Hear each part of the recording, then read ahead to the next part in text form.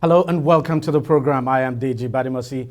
Hundreds of people in Plateau State took to the streets in various parts of Jos, the state capital, on Wednesday in protest against three separate judgments of the Court of Appeal, which sacked federal lawmakers elected on the platform of the People's Democratic Party, PDP, in the state.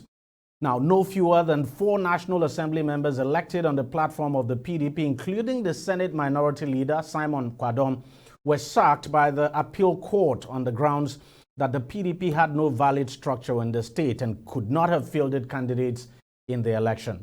The appeal court also affirmed the Minister of Labour, the All Progressives Congress senatorial candidate now in the election, Simon Lalong, as the valid winner of the Plateau South senatorial seat against Napoleon Bali of the PDP. Other affected lawmakers are Peter Agyandeng, representing Berkin-Ladi, Riyom Federal Constituency, Musa Bagos, representing Jos South and Jos East Federal Constituency, and Benila of Lantang North and Lantang South Federal Constituency, all of them elected on the platform of the PDP in the state. Now, the protesters described the rulings as conflicting and, quote, targeted at sacking state and National Assembly members. They also accused the All Progressives Congress of using the appeal court to force unpopular candidates into power through the back door.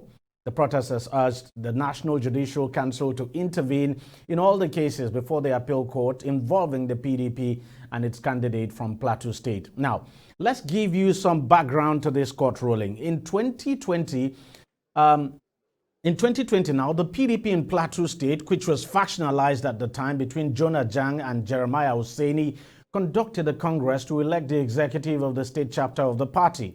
The Hussaini faction of the party kicked against the conduct of the Congress, saying it did not comply with the Constitution and the Electoral Act, as well as the guidelines of the party. Now, the Hussaini faction did not start there. It headed to the Plateau State High Court to challenge the process and won the case. The court ordered that a fresh Congress be conducted to elect a new executive of the party. Now, the PDP filed an appeal before the appeal court and lost the case again, with the higher court now upholding the decision of the lower court. The case later ended up at the Supreme Court, and on December 7, 2022, the Apex Court dismissed the case for want of diligent prosecution. So, to cut a long story short, the PDP failed to comply with the decision of the court and went ahead in 2023 to field candidates for the general election.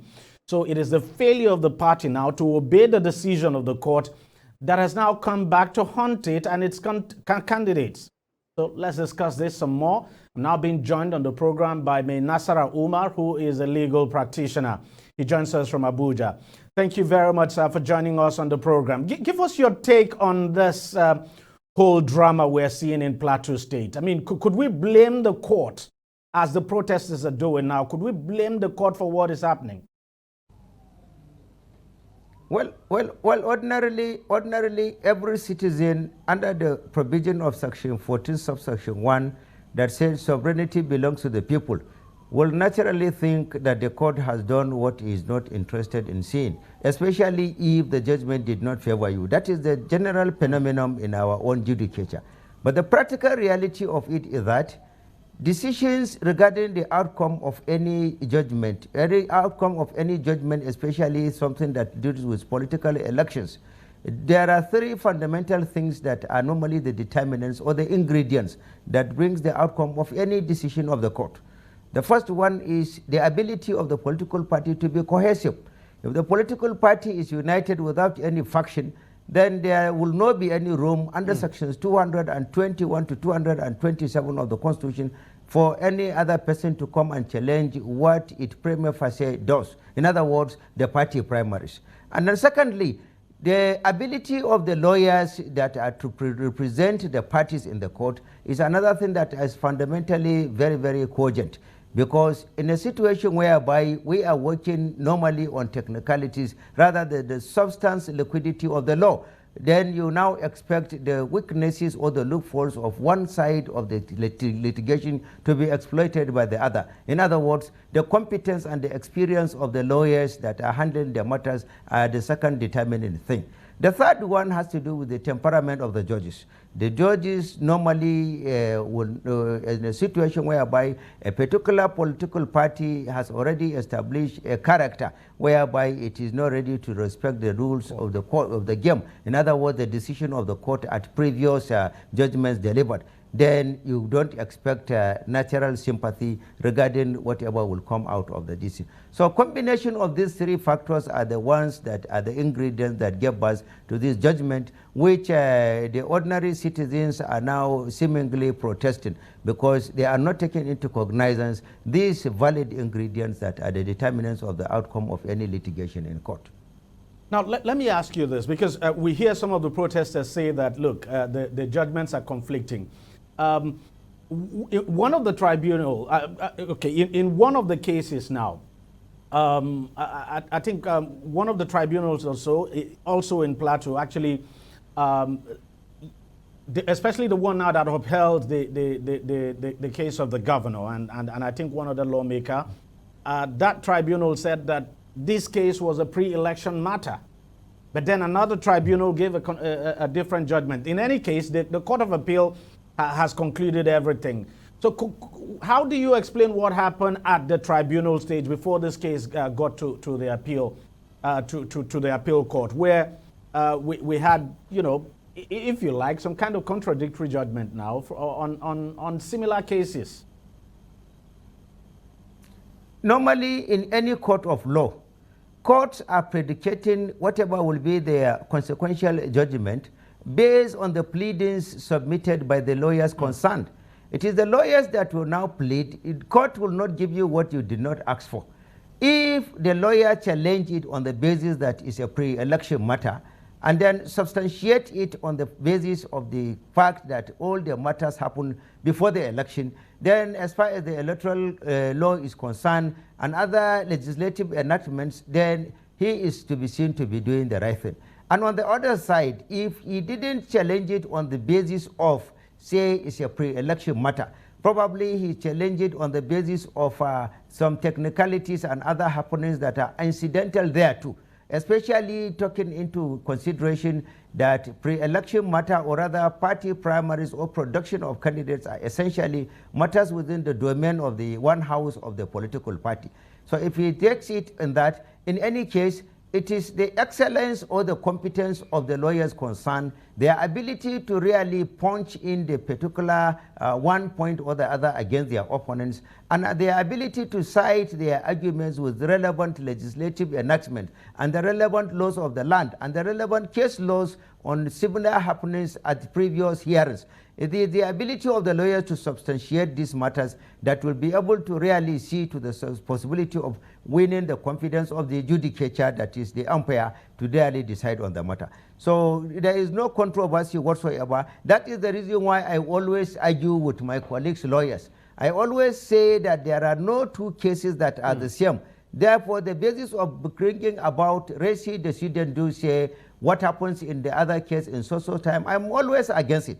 There must be some fundamental differences in any two cases of law when you bring them. There must be either inability of the lawyers to really argue well. There will be differences in the type of evidences to be presented. There will be differences in the character, manners, and expertise of the witnesses to testify.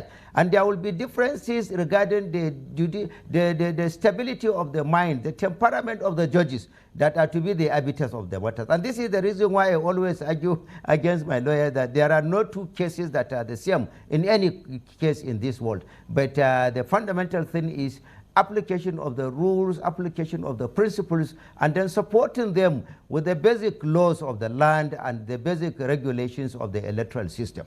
Well, there's no question at all that the governor will not be sitting easy, because his case is still coming up before the Court of Appeal, and it's a similar case, there's no question. And the good thing is that his own case is going to end up at the Supreme Court. So we'll wait and see how the Supreme Court will deal with the governor's case, because there's just absolutely no difference now in the issues now involved in both. I'm talking about the cases of the lawmakers now and that of the governor. But let me ask you this.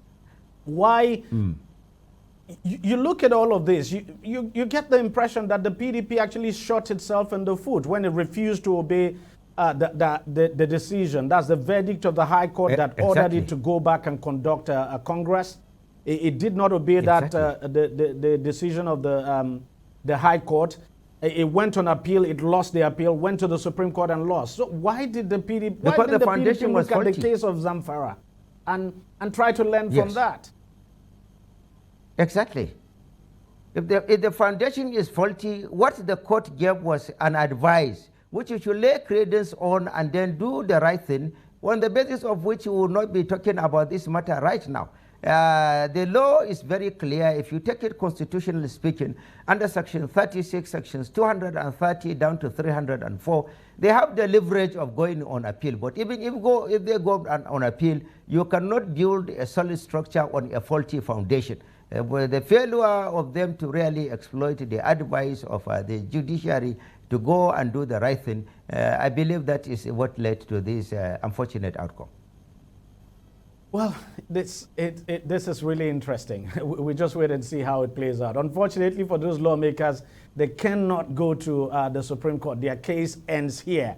And that is the end of the road as far as the matters of appeals regarding matters. It is only things that relates to the president that can go up to that level, but others they will have to end. That is the end road. And they, unfortunately, again, they were the ones that enacted the amendments in the Electoral Act last year to say that it should terminate there.